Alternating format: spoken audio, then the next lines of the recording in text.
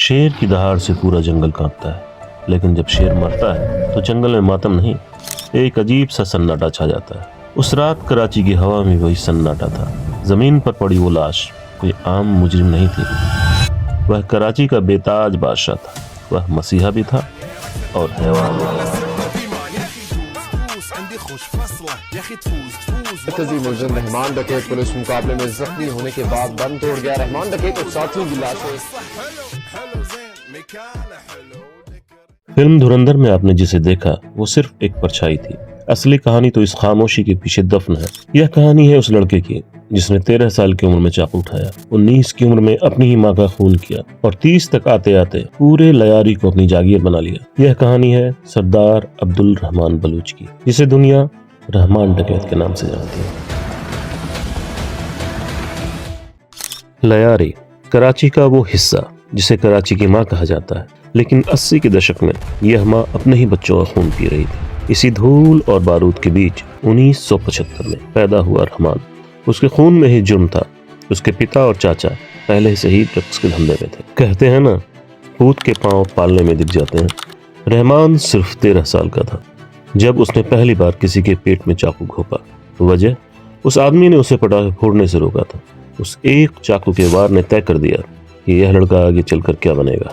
लेकिन रहमान को दरिंदा बनाने वाली घटना भी बाकी थी। वो अनकही कहानी जो फिल्म में शायद धुंधली दिखाई गई, लेकिन हकीकत रूह कपा देने वाली थी। साल 1995 रहमान अपनी ही माँ खदीजा के सामने खड़ा था। पुलिस रिकॉर्ड कहते हैं कि रहमान को शक था कि उसकी माँ पुलिस की मुखबिर बन गई है। कुछ कहते हैं कि उसे अपनी माँ से किसी और मर्द से ताल्लुकात पर शक था। सच जो भी हो, 19 साल के रहमान ने अपनी सगी माँ को गोली मार दी, और सिर्फ मारा नहीं, उसे पंखे से लटका दिया। उस दिन रहमान बलूच मर गया और पैदा हुआ रहमान डकैत। माँ के खून के बाद रहमान के लिए रिश्तों का कोई मतलब नहीं रह गया था।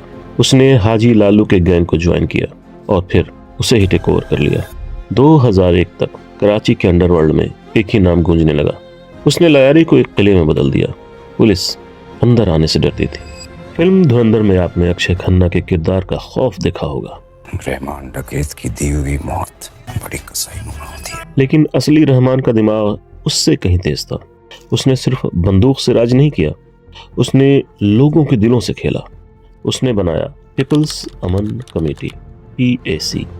दिन में वह रॉबिन हुड था, गरीबों की मदद करना, फैसले सुनाना और इंसाफ करना।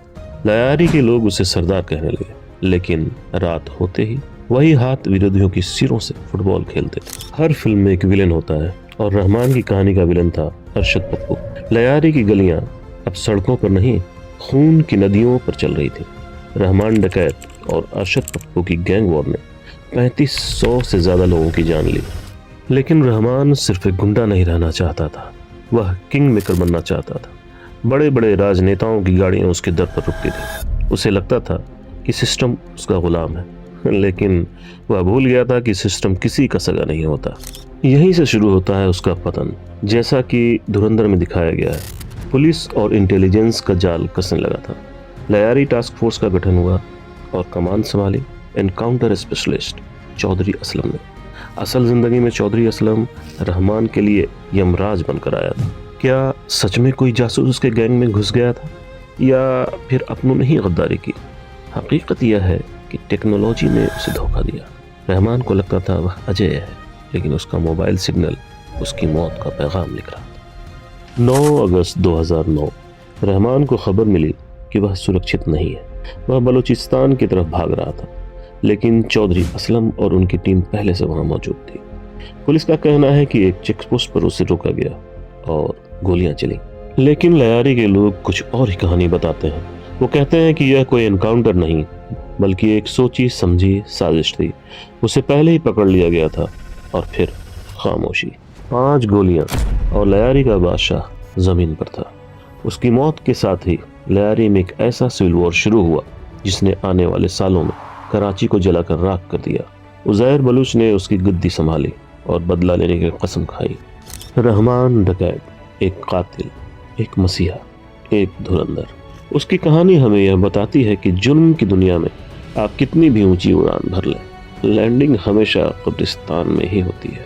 फिल्म खत्म हो गई, पर लयारी की दीवारों पर आज भी गोलियों के निशान उसकी दास्तान सुनाते हैं।